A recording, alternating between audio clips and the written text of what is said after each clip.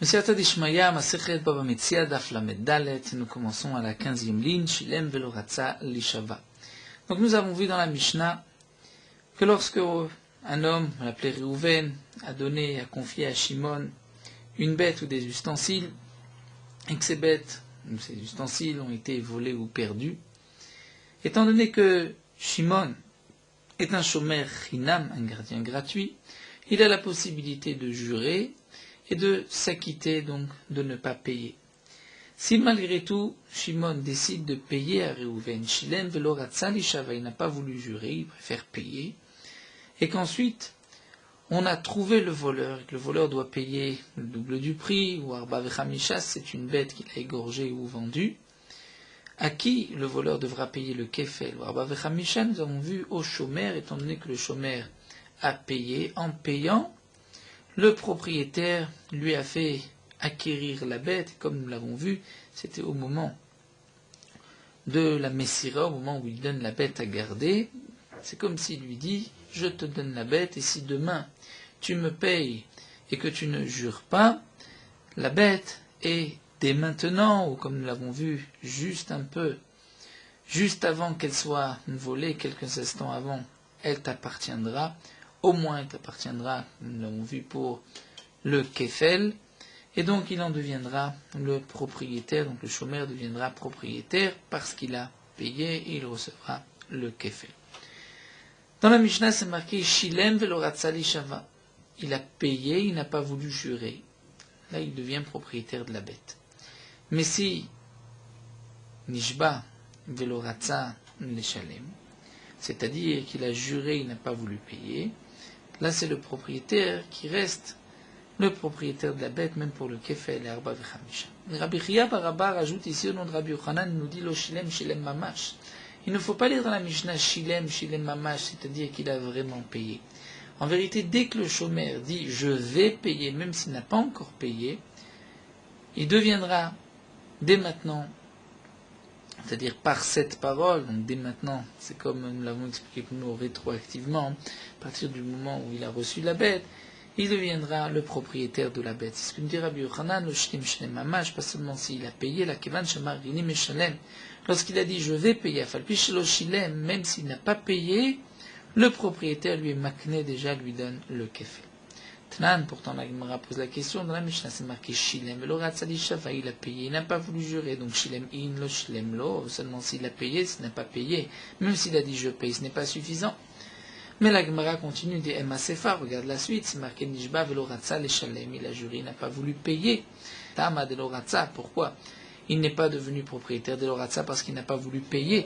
Haratza, mais s'il avait voulu payer, donc Afalpish chez le Shilem, même s'il n'avait pas payé, il aurait été propriétaire du Kefel.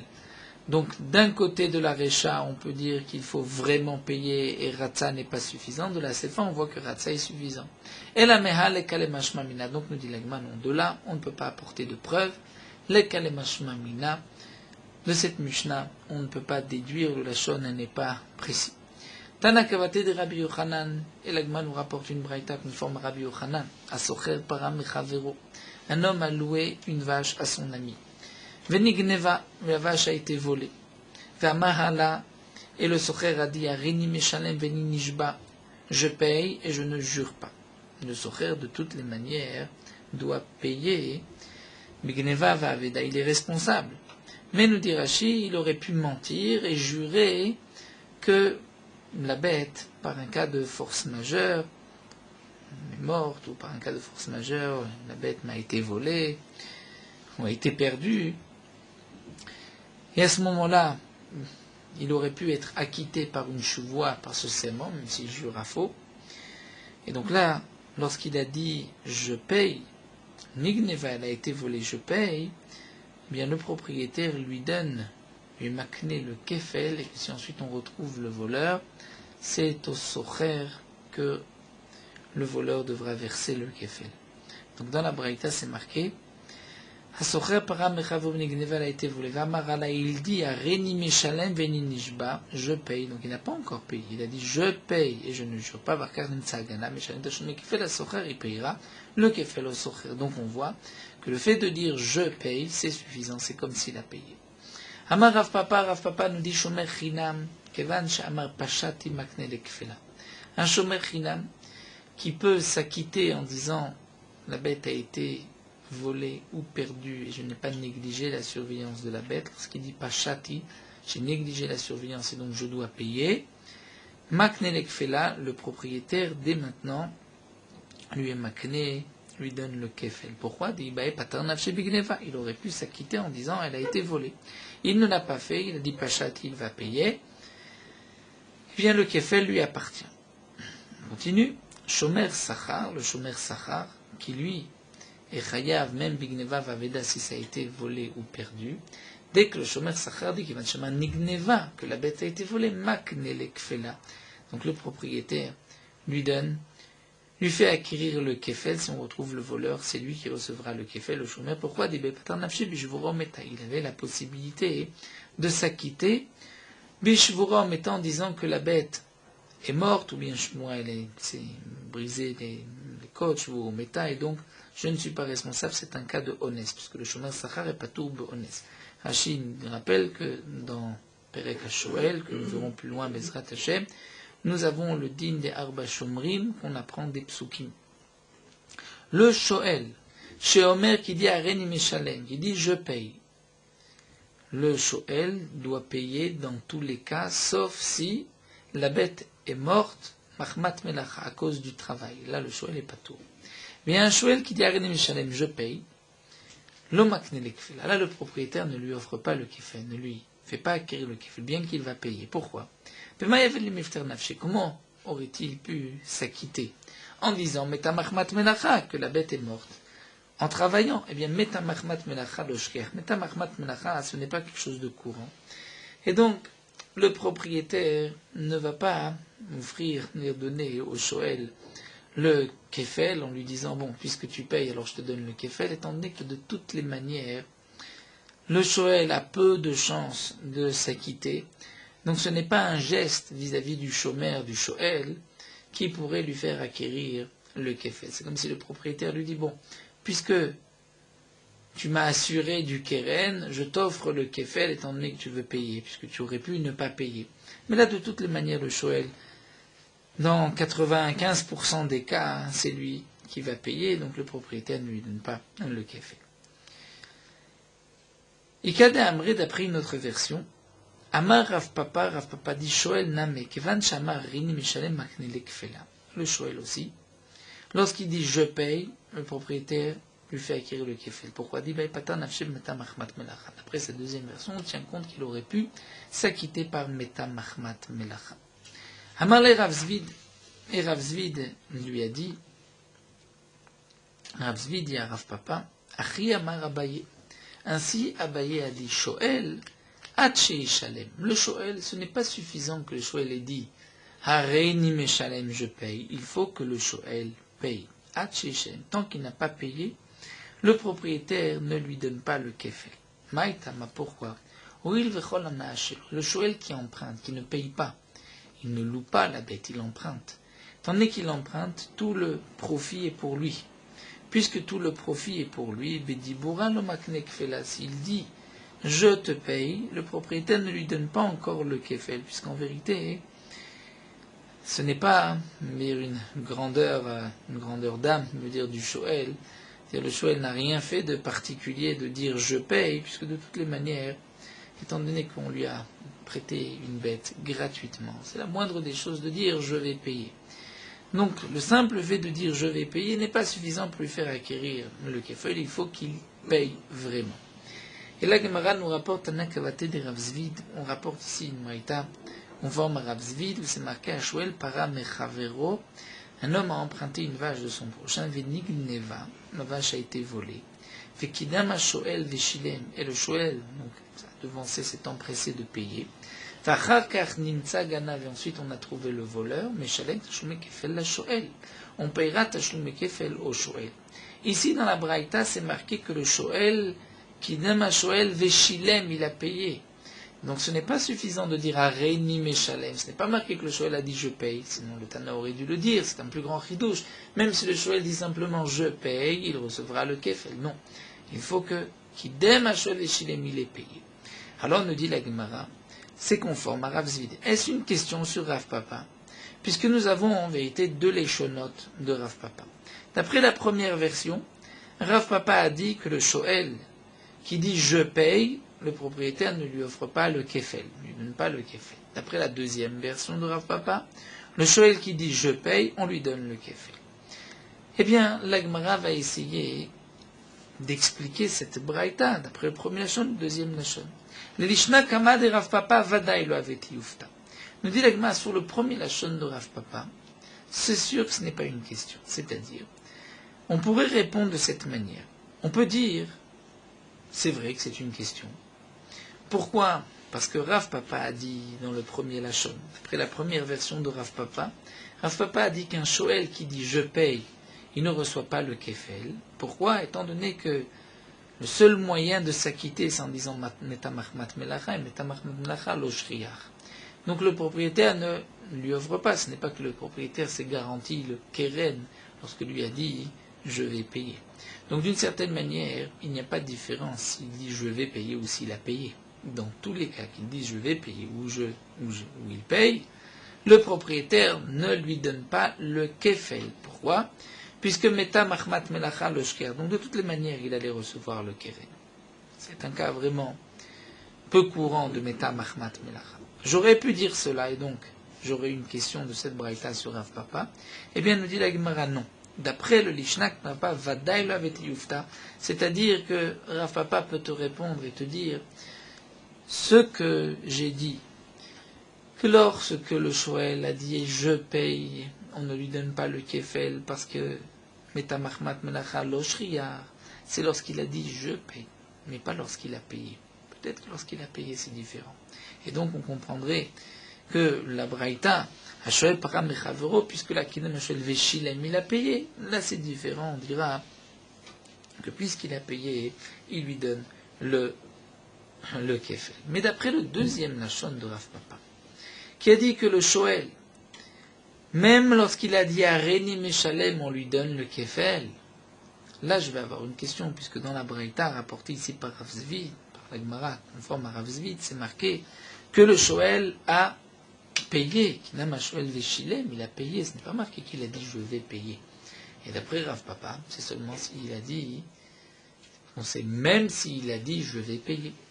Alors la Gemara répond et te dit, donc l'Ishna Batra Lemat, est-ce une question? Rav Papa te répond et te dit, Mi alima mi matnitin, le katane shilem. Est-ce que la Braïta est plus forte que la Mishnah? Dans la Mishnah, c'est marqué Shilem, ou Kimna Be'amar, et on explique qu'il a dit, qu'il n'a pas payé, il a dit je vais payer. Eh bien, Haname ici aussi dans la Braïta, tu diras, Be'amar, il a dit je vais payer. Ne dis pas il a payé, dis cet homme-là, le Shoel, a dit je vais payer.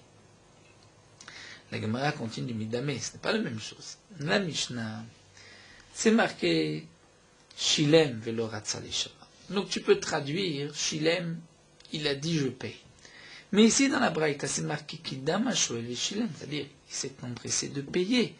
Ce thème Kidam HaShoel Veshilem nous dit qu'il a payé, non pas qu'il a dit je vais payer. Midame, est-ce que ça ressemble à Tam là-bas dans la Mishnah, le Katane Kidam? Ce n'est pas marqué qu'il a annoncé, il a payé Acha Katane Kidam.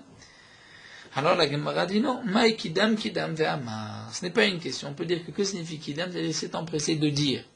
Donc par la parole, il a déjà acquis le kefel. Mais la Gemara dit, mais pourtant, dans la braïta précédente, Hamide katane gabe socher ve'amar, et gabe shoel c'est marqué kidem, donc shma mina dafka katane. Puisque lorsqu'on parle du socher, c'est marqué, on a rapporté une braïta kavati de Rabbi Yochanan socher para, et c'était marqué là-bas ve'amar ala areni meshalem. Ensuite, lorsqu'on parle du shoel, c'est marqué ve'kidam ha-shoel ve'shilem. Donc, puisque tu vois que dans la Braïta, il y a une différence de lachon, de langage, le Tana emploie un autre terme pour Shoel, c'est que donc le Shoel a vraiment payé. La Gemara dit non, ce n'est pas une question non plus. Mideg abehada detania. Donc, même si tu veux dire Shmina Dafka Katane, que c'est marqué juste comme ça, Mideg abehada detania, je te réponds non. Est-ce que les Braïtot ont été marqués ensemble, que tu puisses comparer l'une à l'autre? Une Braïta a été rapportée une fois dans un Beth Midrash, la Braïta a été dit dans la deuxième Braïta du Shoel ailleurs, et donc le Tana de la deuxième Braïta ne voulait pas dire Vekidam veshilem, vekidam ve'amar. On ne compare pas les deux braïtot. La Gemara nous dit, Shailin ou les Tanae de Berapria ve de Beraboshia. On a posé la question, c'est-à-dire, nous explique Rachid, les Bnei Yeshiva, les étudiants de la Yeshiva ont posé la question à ceux qui enseignaient la Tosefta de Rapria et Tosefta de Raboshia, ve'amre, et ils ont dit que Gabé Hadade Tanyan, qu'en vérité, les deux braïtot ont été marquées ensemble. Et donc, puisqu'elles sont marquées ensemble, le Socher et le Shoel, et que le Tana fait une différence entre les termes utilisés pour le Socher, que là c'est marqué, il a dit je paye, et pour le Shoel c'est marqué et il a payé, c'est qu'en vérité il faut faire une différence entre le Socher et le Shoel. Et le Shoel, comme l'avait dit Rav Zvid, c'est seulement lorsqu'il paye, mais lorsqu'il dit juste je vais payer, ce n'est pas suffisant, il ne va pas acquérir le kéfé. La Gemara continue avec un autre point. Pshita. Ce que nous allons dire pour l'instant est simple. Amar eni meshalem. Le chômeur a dit je ne paye pas. Vechazar va Amar. Ensuite il revient sur ce qu'il a dit et il rajoute non areni meshalem, je paye. Donc là on dira qu'Amar eni meshalem, puisqu'il a dit je paye. Donc même s'il n'a pas encore payé, qu'on retrouve le voleur, le kefel est pour lui. Puisque dès qu'il dit je paye, et il a terminé en disant je paye, donc le propriétaire lui offre le kefel. Elle a Amar, mais la question qu'on peut se poser, c'est lorsqu'il a dit au début Areni Meshalem, je paye. Vechazar ve Amar Areni Meshalem. Et ensuite il change d'avis, il dit non, je ne paye pas. Et que on a retrouvé le voleur. À qui le voleur doit payer le kefel? Maï. Qu'elle le dit. Miamrinan, est-ce qu'on va dire Ma'ader Kadar, il change d'avis? Et donc, puisqu'il change d'avis, donc le kefel, ce n'est plus pour lui, pour le chômeur, c'est pour le propriétaire. Audinement, peut-être qu'on peut penser que Bemilta en vérité, il maintient ce qu'il a dit. Seulement des rouilles ou des kamatrele. Seulement, il veut repousser. Il n'a pas d'argent. Il n'a pas d'argent aujourd'hui, il ne veut pas payer, donc il dit, bon, je ne paye pas. Mais en vérité, au fond de lui, il va payer. Et donc, est-ce qu'on lui donnera le kefel ou pas? Ça, c'est une question que la Gemara pose. Une autre question. Amar Reni Meshalem va mettre. Le chômeur a dit, je paye, et il est mort. Il n'a pas eu le temps de payer, et il est mort. Vamurbana avec ses enfants ont dit, Enanu Meshalmi, nous on ne paye pas. Et ensuite, on a trouvé le voleur. Est-ce que le voleur va payer aux héritiers du chômeur ou au propriétaire? Est-ce qu'on va dire les enfants sont revenus sur la décision du père, ils ont dit on ne paye pas. Et donc, puisqu'ils ont dit qu'on ne paye pas, donc ils ne recevront pas le kefel. Odilmo, peut-être Bemilta Davon, Kaime. Peut-être qu'en vérité, les enfants maintiennent la position du père, seulement des rouillés ou des kamatroulés. Ils ont voulu le repousser pour l'instant, ils ne voulaient pas payer immédiatement, donc ils ont dit on ne paye pas. Mais en vérité, ils avaient l'intention de payer, comme la décision du père, et donc c'est à eux que revient le kefel. On continue. Une autre chéla. Shalmu banim mai. Si Shalmu banim, les enfants ont payé, le chômeur est mort, les enfants ont payé, donc le chômeur n'a rien dit.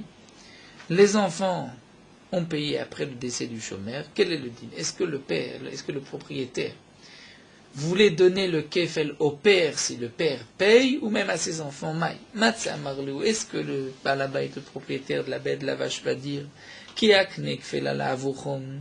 À qui je voulais donner le kefel? C'est à votre père. Parce qu'il m'a fait plaisir. Puisqu'il m'a fait plaisir plus d'une fois, donc plus d'une fois, nous dit Rachid, il m'a fait plaisir, je veux lui donner le kefel au cas où il me paye. Mais là, il n'a pas eu le temps de me payer, il n'a pas eu le temps de me dire je te paye et il est mort. C'est vrai que vous, les enfants, vous voulez me payer, malgré tout, vous payez le prix de la bête, mais le kefel n'est pas pour vous. Odilmao, peut-être, le Shena, il n'y a pas de différence. Un autre problème soulevé, Shilem Labanim. Le propriétaire est décédé, le chômeur a payé aux enfants du propriétaire. Et ensuite, on a retrouvé le voleur. Est-ce que le voleur va payer aux enfants du propriétaire ou au chômeur? Maï. Est-ce que Matsé Amourlé, est-ce que les enfants, les héritiers du propriétaire de la vache, peuvent dire pourquoi notre père voulait t'offrir le kefel si tu lui payes? Parce que toi, tu lui as fait plaisir à lui. Donc tu as fait plaisir à lui, il voulait te donner le kefel. Mais étant donné que là le père est décédé, et que c'est à nous que tu viens payer, avalanan, medidanlo, mais nous, par rapport à nous, tu ne nous as rien fait, donc pourquoi on va t'offrir le kefel, même si tu payes parce que tu es responsable. Parce que tu veux payer la bête, mais on ne va pas pour autant te donner le kefel. Odil maloshna, peut-être qu'il n'y a pas de différence. Un autre problème soulevé. Shalmu banim le banim. Dire le chômeur est décédé, le propriétaire de la bête est décédé. Et les enfants du chômeur ont payé aux enfants du propriétaire. Et ensuite, on a retrouvé le voleur. À qui paye le voleur le kefel maï? Quel sera le din?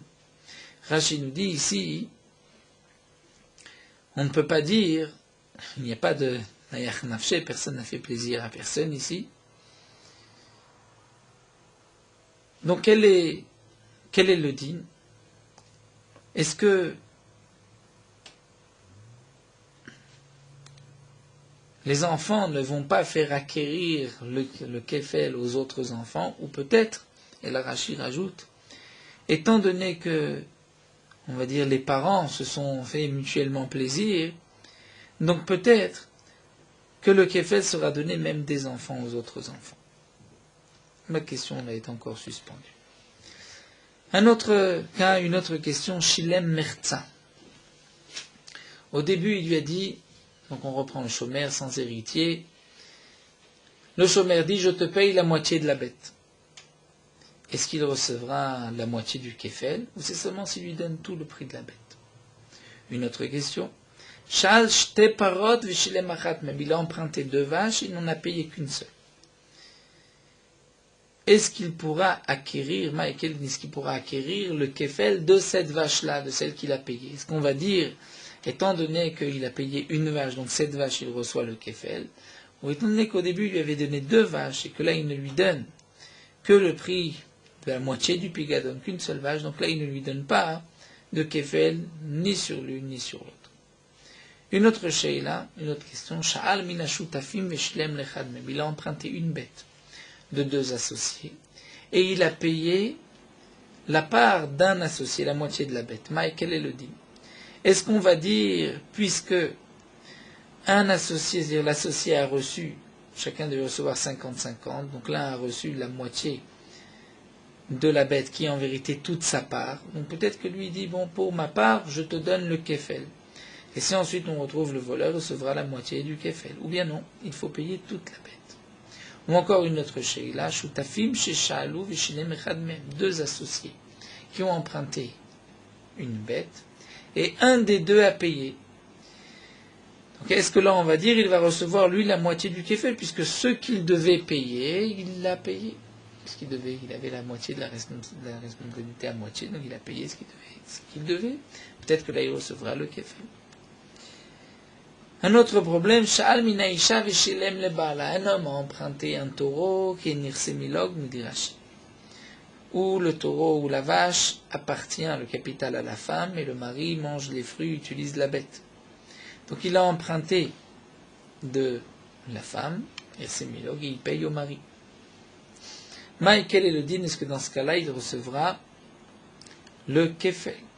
Est-ce qu'on va dire que puisque, nous explique Rashi, le keren, le capital n'appartient pas au mari, donc ce n'est pas un remboursement qu'il a fait, puisque le keren n'est pas au mari, n'appartient pas, donc on lui donne au mari, il n'a pas remboursé, donc il ne reçoit pas le kefel. Ou bien étant donné que le mari, d'une certaine manière, est responsable et comme un tuteur sur les biens, puisqu'il mange les fruits de ce bien-là, donc lorsqu'il a payé au mari, c'est comme s'il avait payé à la femme. Et une dernière question, Isha shesha'ala v'shilem ba'ala mai, une femme qui a emprunté un taureau et c'est le mari qui a payé à la place de la femme. Donc la femme a par exemple emprunté un taureau pour labourer son champ qui est nirsemilog. Et c'est le mari qui a remboursé. Est-ce que là, on dira qu'il recevra le kefel parce que c'est lui qui a payé, ou bien non, il faut que ce soit la femme qui emprunte, la femme qui paye. Pour toutes ces questions, un seul mot, une seule réponse, Teko, c'est-à-dire Tishbi, Taretz, Kushon, Bayot, c'est Elio Anavi, Tishbi qui viendra répondre, les Kushot ou Bayot. Comme vous avez la belle explication, souvent dans la Gemara on trouve le terme de Hachi Yavo Eliyahu. Et parfois, la Gemara nous dit Teku, Tishbi. Pourquoi une fois Eliyahu Hanavi est appelé sous le nom de Eliyahu, une fois sous le nom de Tishbi? Une explication bien connue qui dit que Eliyahu Hanavi, Eliyahu Tishbi, Eliyahu Giladi, Eliyahu avait étudié à Tishbi, il venait de Gilad, et il avait étudié à Tishbi. Lorsqu'on fait référence à son étude, à une question de Gemara, c'est une Sheila, quel est le din, là on fait appel à la période où Eliyahu Hanavi a étudié. Donc il y a Tishbi. Tishbi est Aretz Koshad Mayat. Lorsqu'il s'agit d'une question de Metziut, on veut savoir à qui appartient cet objet, comme dans Elu Metziot, Imnach Hachiyavo Eliyahu, lorsqu'il y a une discussion à qui appartient, là nous avons besoin de Eliyahu Hanavi, de Eliyahu qui est parmi nous dans toutes les générations. Donc là on fait appel à Eliyahu et non pas à Tishbi. C'est une explication donnée par les Mefarshim. La Gemara continue avec une nouvelle souille. Amar Ravuna, Mashbi Moto Shua Shena Birshuto. Ravuna nous dit, un homme qui a reçu en dépôt, comme dans la Mishnah, il a reçu en dépôt une bête. Cette bête, ou cet objet a été volé ou perdu. Et nous avons vu que Shilem Velo Ratza Lishava, il paye et il ne veut pas jurer. Ravuna rajoute et nous dit, c'est vrai qu'il paye, mais il doit quand même jurer. Il doit quand même jurer que l'objet n'est pas chez lui. Et Shilem Velo Ratza Lishava, c'est qu'il ne veut pas jurer, que quoi, chez le Pashaba, qu'il n'a pas fait de négligence dans la surveillance. Mais bien sûr qu'il doit jurer que la bête n'est pas chez lui. Parce que peut-être qu'il veut garder la bête, et il va dire, bon, je paye, et ainsi il a acheté la bête. Donc Shilem Velo Ratza Lishava, nous dit Ravuna, il doit jurer, malgré tout que la bête n'est pas chez lui. Parce qu'on craint que peut-être il a jeté ses yeux dessus, c'est-à-dire qu'il veut garder la bête, et donc il veut payer pour la garder. Donc il doit jurer que la bête n'est pas chez lui, il va payer, et donc dans ce cas-là, il pourra s'acquitter vis-à-vis du propriétaire. Métivelakma objet, c'est marqué. Hamalvet Ravero la Mashkon. Là nous avons une Mishnah qui est composée de plusieurs parties. Amalvet Ravero la Mashkon. Un homme a prêté de l'argent à son ami contre un gage. Réhouven prête de l'argent à Shimon. Réhouven donne l'argent et Shimon lui donne un gage, un mashkon. Ve'avad a mashkon. Seulement Réhouven a perdu le mashkon que Shimon lui a donné. Ve'amarlo. Maintenant, Réhouven vient réclamer à Shimon l'argent. Il lui dit, Sela il vitira alav, je t'ai prêté un Sela pour ce mashkon. Mais le mashkon, lui, ne valait qu'un shekel, shekel ayachavé. Un shekel, c'est un demi-Sela. Donc il lui dit, regarde, je t'ai prêté un Sela et tu m'as donné un mashkon d'un shekel. Donc je te dois le mashkon, un shekel, toi tu me dois 2 shkalim, donc tu me dois en fin de compte maintenant un shekel. Va'ala Omer, celui qui a emprunté donc Shimon dit lo, qui est la Sela el vitani alav, Sela yachavé. Sela el vitani alav, tu m'as prêté un Sela, mais le mashkon valait aussi un Sela. Donc je ne te dois rien. Patour, dans ce cas-là, il est patour. Pourquoi? Étant donné que Réhouven lui réclame un shekel, et Shimon dit je ne te dois rien. Donc Ofer Bakol, il est patour. Il n'est pas modé de Miktsat, il ne reconnaît rien de ce qu'on lui réclame, patour. Un autre cas, Sela il vitira alav, Réhouven dit à Shimon je t'ai prêté un Sela, shekel ayachavé, et ce mashkon ne valait que un shekel, donc tu me dois un shekel. Va à la Omer, et Réhouven, et Shimon répond et dit, lo, qui est la Sela el vitani alav, shlosha dinarim ayachavé, plus encore. Il lui dit, regarde, un Sela, il vitani alav, tu m'as prêté dessus, mais le mashkon valait shlosha dinarim ayachavé, il valait 3 dinarim. Il y a 4 dinars pour un Sela. Donc c'est comme si Réhouven lui réclame un shekel et lui dit je te dois que un demi-shekel, puisque un shekel c'est 2 dinars. Donc c'est comme s'il lui dit je ne te dois que la moitié. Donc la chayav c'est le modèle miktsatana. Un lui réclame donc 2 dinars et lui dit non je ne te dois qu'un seul. Troisième cas c'est Shimon qui s'adresse à Réhouven et qui lui dit regarde c'est là il vitani alav, tu m'as prêté un sela pour ce mashkon, mais ce mashkon, on va les deux, shtaim hayashavé. Donc toi, tu dois me rendre, puisque tu as perdu le mashkon, tu dois me rendre un sela. Ve'ala omer, Reuven dit lo, ki la sela il viticha alav sela hayashavé, je t'ai prêté un sela, et le mashkon ne valait qu'un sela. Donc en fin de compte, je ne te dois rien. Donc Shimon réclame un sela, Reuven lui dit je ne te dois rien, patour, il est patour, puisque là aussi il n'est pas modé b'miktsat. Quatrième cas, sela il vitani alav, shnaim hayashavé. Shimon lui dit, tu m'as prêté un sela sur ce mashkon, et ce mashkon en valait deux. Donc tu dois me rendre un sela. Vala Omer lo dit, lo ki la sela il viticha alav. Il dit, non, je t'ai prêté un sela sur ce mashkon. Et chamisha dinarim hayashavé. Et le mashkon en valait 5 dinarim.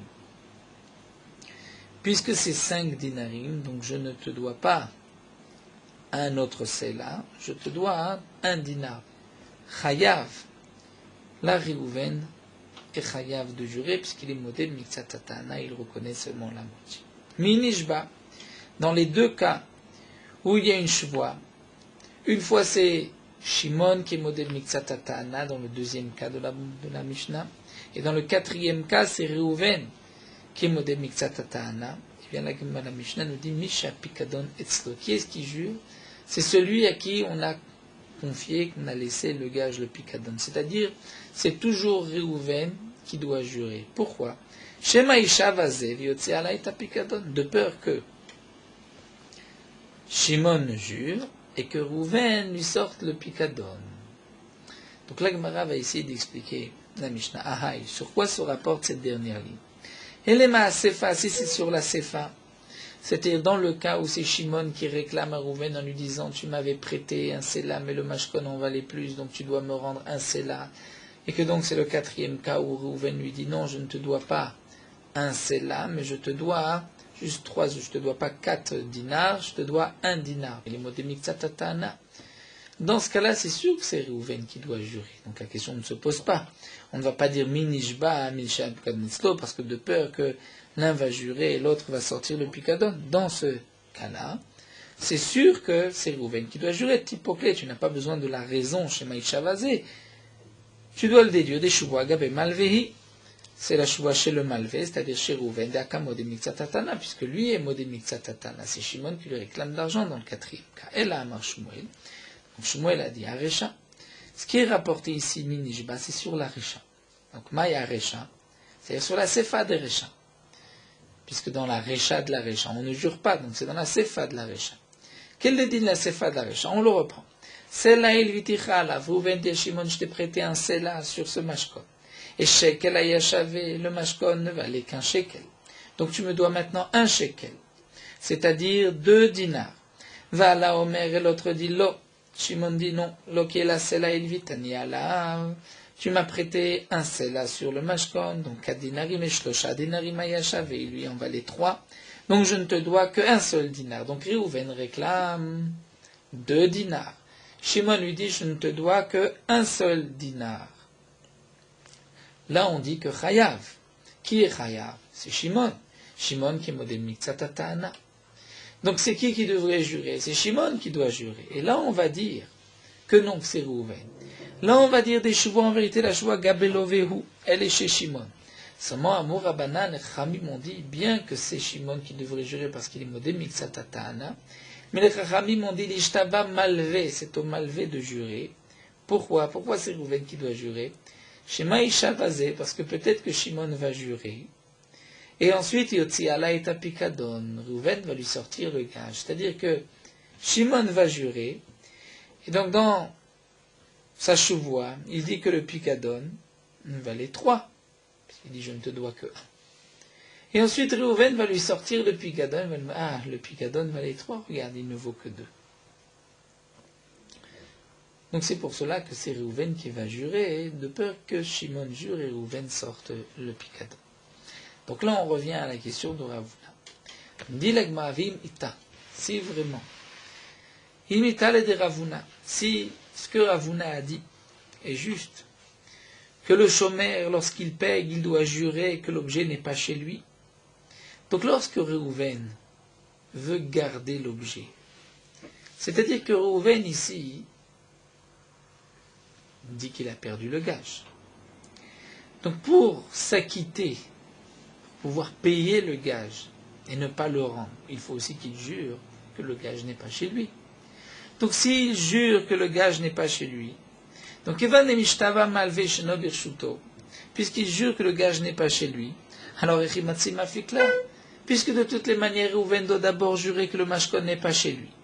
Donc même si ensuite Shimon jure qu'il ne doit pas, parce qu'il était modèle mitzat ta'ana, il jure qu'il ne doit pas plus, Reuven ne peut pas sortir l'objet parce qu'il a juré que l'objet n'est pas chez lui.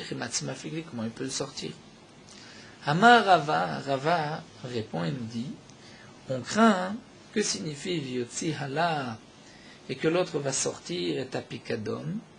C'est Amar Rava Shish Edim Shenisrafa. C'est-à-dire on parle dans le cas où Reuven a apporté des témoins que le mashkon avait brûlé. Et donc il n'a pas eu besoin de jurer. Mais alors demande l'agma Yachim et Chama était là, si le pigadon avait brûlé, d'où va-t-il le ramener? Et là, Rav Yosef va dire ainsi. C'est-à-dire il va apporter sur Reuven des témoins que le mashkon lui a été volé. Et donc puisque le mashkon lui a été volé, il n'a pas besoin de jurer que le mashkon n'est pas chez lui. Donc on craint que Shimon jure et qu'ensuite Reuven sorte le mashkon. Mais demande l'agma sauf, mais Chama était là d'où il va le sortir puisque le mashkon lui a été volé. Donc c'est vrai qu'il ne devait pas jurer parce qu'il a apporté des témoins, mais en fin de compte d'où il sort le mashkon. Et il m'a répondu, Tarachuma était là. Parce que Reuven, après avoir apporté des témoins que le mashkon lui a été volé, il risque de se fatiguer, de le chercher et de le ramener pour prouver que Shimon a menti.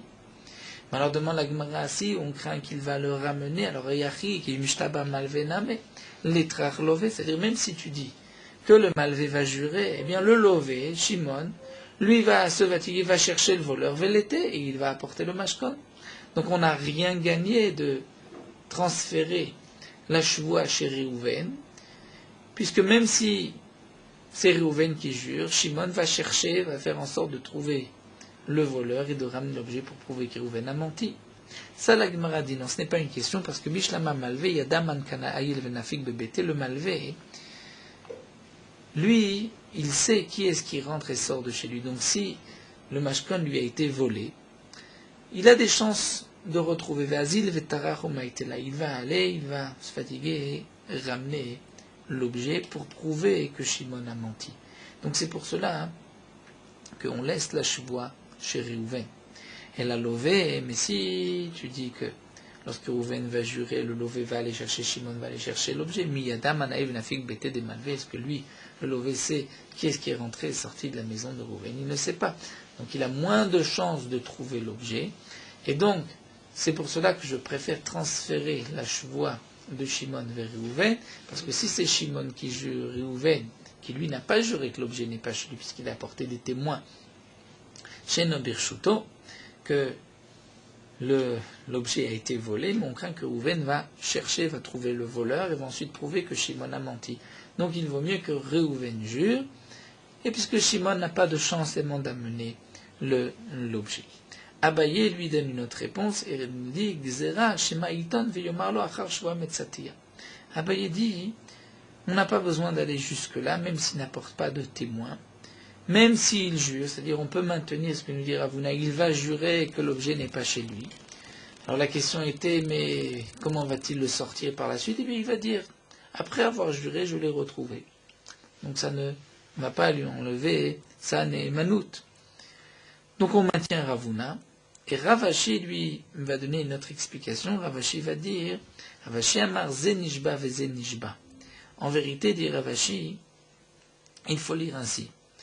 L'un jure et l'autre jure. Zenishba shena birshuto, ve zenishba kama yashave. C'est-à-dire, c'est vrai, on maintient ce que nous dit Ravuna. Et l'un va jurer, c'est-à-dire Reuven jure qu'il n'a pas le mashkon chez lui, et l'autre, Nishba kama yashave, quelle était la valeur du Shimon va jurer quelle était la valeur de l'objet. Vachikama. Et ce que la Mishnah nous a dit, qui jure, c'est Reuven qui jure de peur que Shimon jure et qu'ensuite Reuven lui sorte l'objet. Il faudra lire ainsi. Minishba trila, c'est-à-dire on maintient ce que nous a dit Ravuna. Bien sûr que Reuven va jurer. Et si Reuven jure, on ne craint pas ensuite qu'il ressorte l'objet. Donc il ne faut pas comprendre, dit Rav Ashi, que c'est Réhouven qui va jurer la valeur de l'objet. Non, cette choua ne va pas être déplacée, on la laisse chez Shimon. Réhouven va d'abord jurer qu'il n'a pas l'objet. Minishbatrila, malvé nishbatrila, c'est le malvé qui jure que l'objet n'est pas chez lui, et ensuite on va faire jurer Shimon qui lui est modeb mitzat ta'ana. Pourquoi Shema Ishavazé v'yotzi ala et apikadon? Parce que sinon, Ishamazé, peut-être que l'autre va jurer, Shimon va d'abord jurer la valeur de l'objet, et ensuite l'autre va sortir le pikadon. Alors, la Gemara, donc ici, a répondu à cette question sur Ravuna. On a rapporté une longue Mishnah, et de la Sefa, de la Recha de la Mishnah, on a voulu poser une question sur Ravuna. Donc la Gemara nous a rapporté ici 3 réponses, celle de Rava, celle de Abaye et celle de Rav Ashi, et on peut maintenir le din de Ravuna. Nous allons nous arrêter ici, la Gemara continuera sur cette même Mishnah, d'essayer d'apporter d'un autre point une question sur Ravuna, et nous verrons Bezrat Hashem, ensuite encore quelques lignes juste pour terminer cette souga. Nous poursuivons Merot HaHalacha d'Af Lamed Dalet concernant la somme que l'on doit prêter. La somme qu'un homme doit prêter de son argent à son prochain n'a pas été explicite, n'est pas marqué mefourash. On ne pourra pas la prendre du din de tzedaka où c'est marqué que dans Usha, les Chachamim ont institué qu'il ne faudra pas donner plus que 1/5 de son argent. Puisque dans la mitzvah de tzedaka, on donne sans retour, alors que Alva, lorsqu'on prête, on récupérera par la suite son argent, donc peut-être que on pourra même prêter plus qu'1/5. De plus, on peut comprendre que c'est logique qu'un homme n'a pas l'obligation de prêter tout son argent à celui qui en a besoin, tout l'argent qu'il a dans ses mains, même s'il n'en a pas besoin tout de suite, parce que peut-être que demain, l'homme aura besoin pour telle ou telle affaire qui lui sera présentée, aura besoin d'argent, et donc s'il prête aujourd'hui tout son argent, il ne pourra pas demain continuer ses affaires. Donc d'un côté, on pourrait dire qu'il doit prêter plus qu'1/5, d'un autre côté, on comprend qu'il n'est pas obligé de prêter tout son argent. C'est pour cela que les poskim nous disent qu'il est logique que la somme qu'un homme a l'obligation de prêter est en fonction de ses revenus, de son argent, et aussi en fonction de ce que le lové, celui qui emprunte, a besoin. Et donc tout ce qu'on peut faire pour son prochain, on devra le faire. Lorsque bien sûr, on ne se causera pas à soi-même un préjudice. Les poskim ont aussi marqué qu'il est aussi logique de comprendre que lorsqu'on prête de l'argent, tout ceci dépend aussi de la fortune de chacun. Si un homme ne peut prêter que pour quelques jours, donc il n'a pas une obligation de prêter pour plus longtemps. S'il a beaucoup d'argent, il peut prêter pour une longue période, pour plus de 30 jours, il pourra aussi le faire. Parfois, par une alva'a à long terme, on pourra renforcer son frère juif, l'empêcher de tomber, et donc on accomplira aussi la mitzvah, par ça que la Torah dit, tu dois le soutenir.